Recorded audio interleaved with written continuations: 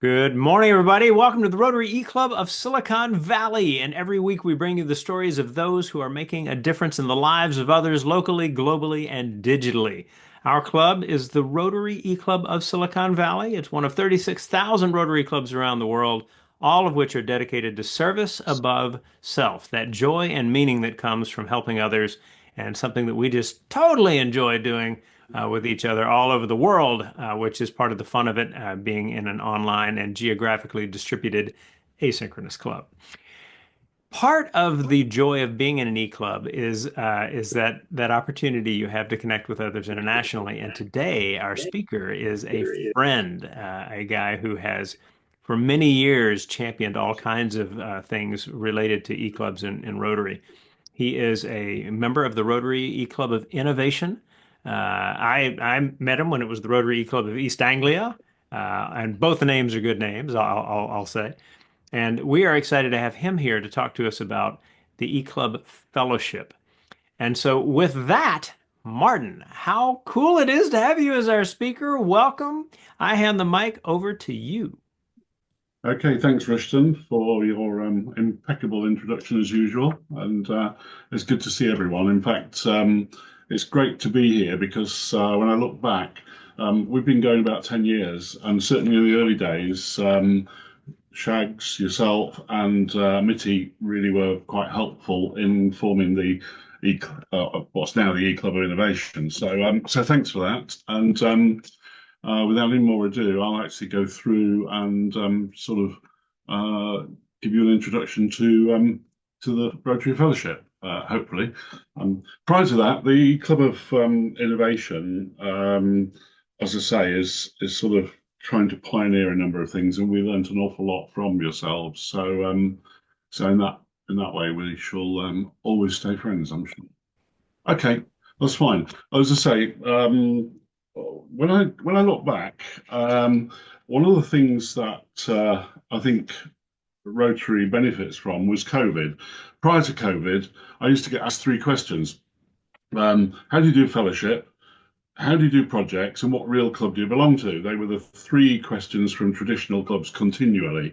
And I think COVID has been the best thing that Rotary has ever experienced because following COVID, I now hear things like, "Wow, have you heard?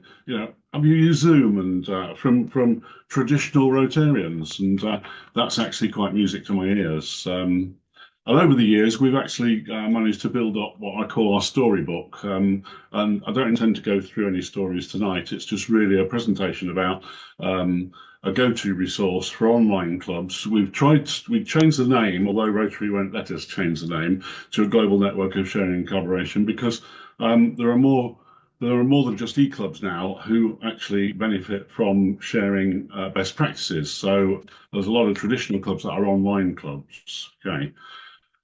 I've called it really a springboard for an online future because the platform enables us to connect, communicate, and collaborate with everyone within it. What I'd say at this stage is that the intention is that the fellowship will be a mutual fellowship as opposed to be a library or spoon-fed stuff to the members. Trying to encourage all members to actually share and engage with each other rather than it just be waiting for the site to be populated.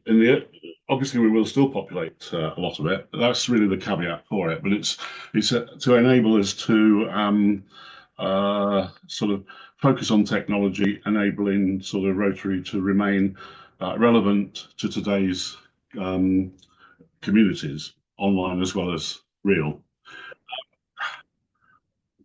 I can see when I look at the vision for the future more than just the four pillars, but the four pillars are what we started with, which is, as I've just said, to connect with each other, to share best practices, and sharing is the important word there. It's not about just going for a library of best practices. Everyone can sort of share in those, and I'll see as you go along. Providing an access to resources as well, and also attending online events. Some of you, and I know Rushton actually spoke at our recent eClub conference, or e-conference, I should say, and we had an amazing response, and it just shows that there's a desire to actually use a resource like this, because we had 450 registrations to join the e-conference, and it went down really, really well. We intend to put more events on, and following the e-conference, what we did have was we've had a couple of clubs, or a couple of areas. One is Germany, where there's German speaking clubs. They want to actually form a sort of a group within it to actually perpetuate what they're doing, and likewise in Italy as well. So we're actually sort of finding we're piquing interest, as you say. I mentioned it's a go-to resource. It is free to join, so all you really do is you register. You go to rotarianeClubfellowship.org. You register, you explore, you share, and you engage. Okay, you can do things to engage, like write a blog. You can develop resources of your own, or you can refer to the resources we've got, and we connect with each other to learn best practices. Okay, so I've mentioned the blogs. I'll just go back to that for a moment.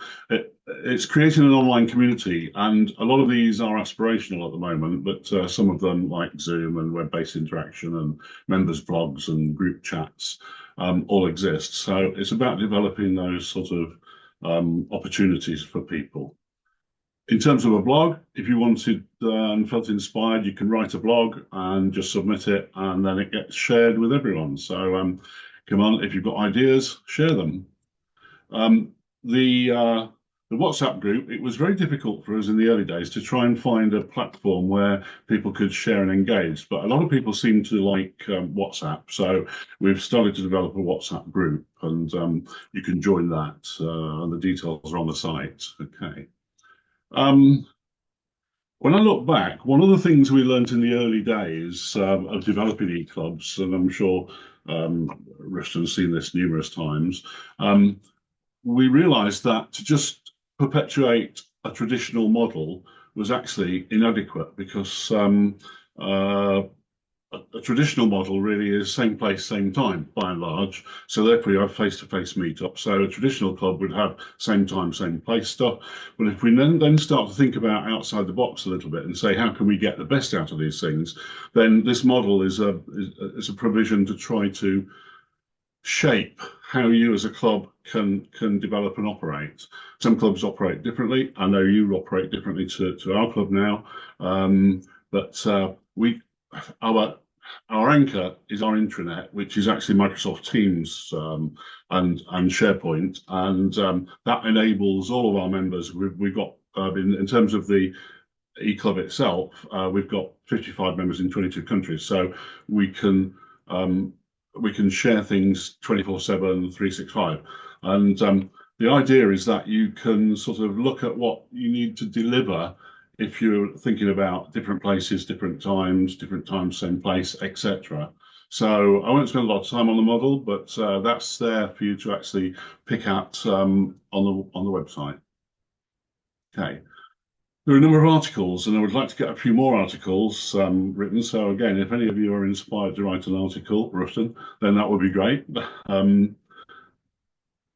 This is something which, as a historian, I actually am quite interested in, and I guess it's my personal pet project to offer to the fellowship, is the Rotarian has been in print since 1910, as you probably know. Now, what some of you may not know is that every edition is actually available through a Google library from 1910 to 2010. And what I thought would be quite useful is to actually have that as a resource. And so that is being built at the moment. It's going to take quite a while because, as you can imagine, monthly from 1910 to 2010, there's an awful lot of stuff around. And what we intend to do is to be able to, you can read every magazine if you wanted to. How I cite it is that I know that an awful lot of Rotarians argue about what the purpose of Rotary was in the beginning. And the first one, actually, Paul Harris explains it really well as a networking opportunity for businesses. And so you can settle arguments and create knowledge and all sorts of things in that way. Okay.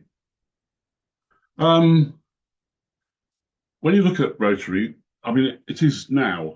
We are using technology to advance our progress, and as I've actually said, we we now find that there's an awful lot. I think there's something like 700 online clubs, whereas when we first started, I think there was about 150, 200 eClubs.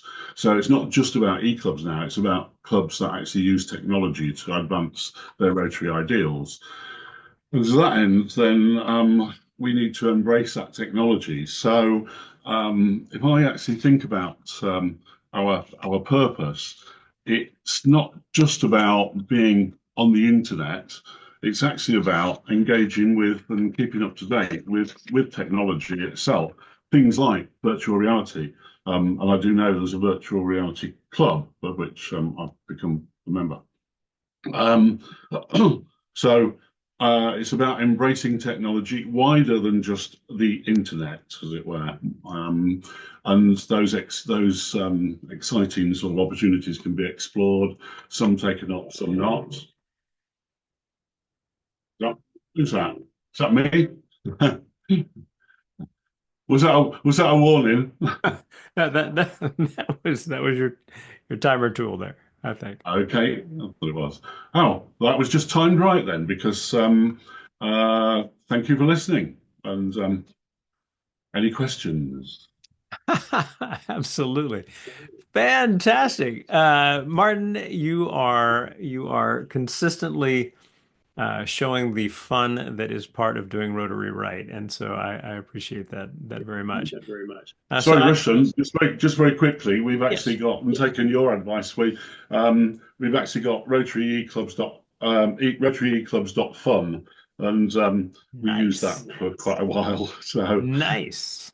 Oh, I give that two thumbs up at least. So I'm going to do a quick round. Matter of fact, Martin, we have several members of your club with us. Could you introduce them as and when you hear your name called, please wave at the camera. sure. Okay, well, the first one is Eddie. Eddie actually is a founder member along with myself. Eddie and myself actually started the eClub of East Anglia, which then became the eClub of Innovation, mainly on the basis that nobody knew where East Anglia was. So we decided to change the name when we became global in that respect. So Eddie is a stalwart of our club and has done a number of tasks since, from membership to keeping us on time and doing all the remembering to do the recordings in our meetings. Okay. Adrian is another stalwart in our club. He has a he's in Canada at the moment. He's got his own he's got a charity called Roll Out the Barrel, which provides water barrels in Kenya, in Africa, etc. And he is our intrepid press investigator. If there's something that needs investigating, then I would say Adrian is the man, because he's got a little stick that he proddles things with until he finds the true answer. So Adrian, welcome. And Brian's introduced himself. Again, he and I work together on the technology, really. He's more of a techie than I am.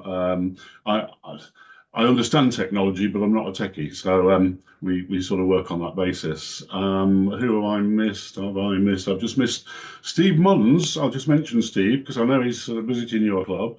Steve and I go back a really long way, for probably getting on for 20 years now, and we've worked on our district in East Anglia for quite a long time, and in different officer roles. And he and I have become friends over the years, and I'm pleased to see that he's actually exploring coming back into Rotary with possibly yourselves. So welcome, Steve, as well. Have I missed anybody? Oh yeah, Michael Henstra. There you go. Excuse me. Michael's joined us. Michael's in California, and you may or may not know him. Michael used to be in the Rotary eClub of One World and was instrumental in helping that grow. But he saw that we were much more attractive and able to sort of provide the things for him, and he he's a most welcome member too. So that's us. Perfect, perfect, perfect. And I'll introduce the group from the Rotary Club of Silicon Valley. Our president in Sacramento, Mike Kane, the very hardworking Mike Kane, I will say. Global traveler and immediate past president, Nick Lagarde, currently in the northeast part of the United States, one of those states. In Italy, we have our treasurer, Cecilia Babkirk, all right, who knows more, who's forgotten more about the Rotary Foundation than most of us will ever know. We have our paella master in Walnut Creek, California, Shags Shagrin. We have also in the Bay Area Christopher Major, who, if you don't know how wonderful chess can be for giving young people hope for their futures, Christopher can tell you in great detail. My name is Rushton Hurley. I am in San Jose, and we are excited to be able to share this particular story. And by the way, as we move into the Q&A, I'll remind everybody that you can post questions in the chat for me to read, or you can say I have a question, which will let me know to call you to unmute and do so. I'll start with this. So Martin, I noticed an email from Michael this morning inviting me to join the WhatsApp group for the eClub Fellowship, and I've done so. Can you tell us a little more about what's happening in WhatsApp? Like, is that kind of a space where people are sharing certain kinds of conversations at this point, or is it built differently? It's in its evolution at the moment. Michael is actually quite a guru on WhatsApp, so Michael has tended to be the one to drive that. I've sort of left him to just leave me as an administrator and can carry it on. Early days, the more people who join, the more we'll get exchange of ideas. Just to say about WhatsApp, WhatsApp was a really difficult one for us at the beginning because we did try to do WhatsApp in our club 2 years ago. Oh, 2 or 3 years ago, Eddie introduced it, and it actually fell on stony ground because people started posting all sorts of things that other people didn't seem to relate to. But since then, WhatsApp has actually developed much, much more, and therefore we see it as an opportunity to be able to do stuff through WhatsApp. Our club, going back to our club again, has reintroduced it. And what I would say is, in the first 3 weeks of reintroducing it, we had more engagements in those 3 weeks than we've had in the last 10 years, really, in terms of being able to all engage and just socialize. So we use it for social comment. We've also got some groups where we use it for posting events so that they don't all get muddled up. We're keeping them separate. Mike, I don't know whether or not it's appropriate, but Michael, do you want to just add anything to that, or Yeah, I'm sorry I'm having some camera issues today, but uh, what we've developed or are in the process of developing with WhatsApp, both in our eClub of Innovation as well as the Rotarian eClub Fellowship, is a WhatsApp community, which many people are still unfamiliar with. I belong to a few eClub, or excuse me, WhatsApp communities, and within the community, you can have different groups within the community that you can either join or not, and they would specifically address an area of interest, like for example, in the Rotarian eClub fellowship community, there's the board of directors group, and there's a members group, and then there's an events and activities group that specifically address those issues. So it's becoming much more sophisticated than it was several years ago.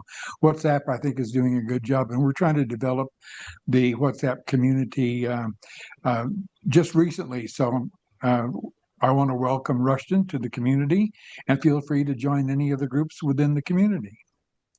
Thanks, Michael. thanks, I'll have Michael? you post, by the way, a link for people in the chat so that if any of our members want to join in, they can do so. Martin, in talking about how the different the different places, different kind of groups within Rotary writ large, have become aware of e-club possibilities. One of the things that struck me about the e-conference is how many people associated with Rotary's hierarchy took an interest in this. We had Tom Gump speak. Can you speak a little bit more about that? About how there is added attention really to what e-clubs bring Rotary at this stage? Yes, yeah. I mean, you mentioned Tom Gump. Tom actually, who is currently, for those who don't know, he's actually the aide to the current RI president, Stephanie. And Tom has been an advocate of developing membership for a number of years now, and in fact, is going to be the director for membership next year onwards, I think, within RI. So he's actually quite an influential guy.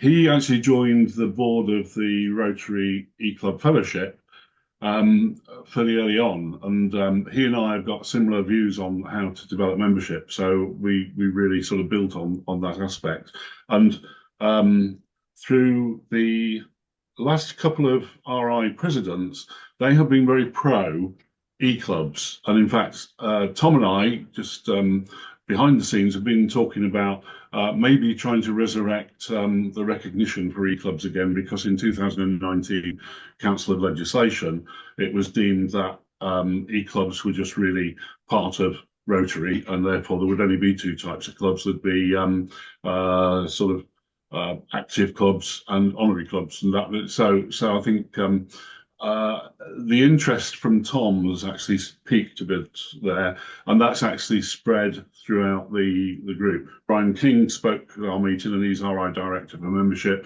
and he's very pro the eClub concept or the online concept as well. So yeah, So so it bodes well for the future.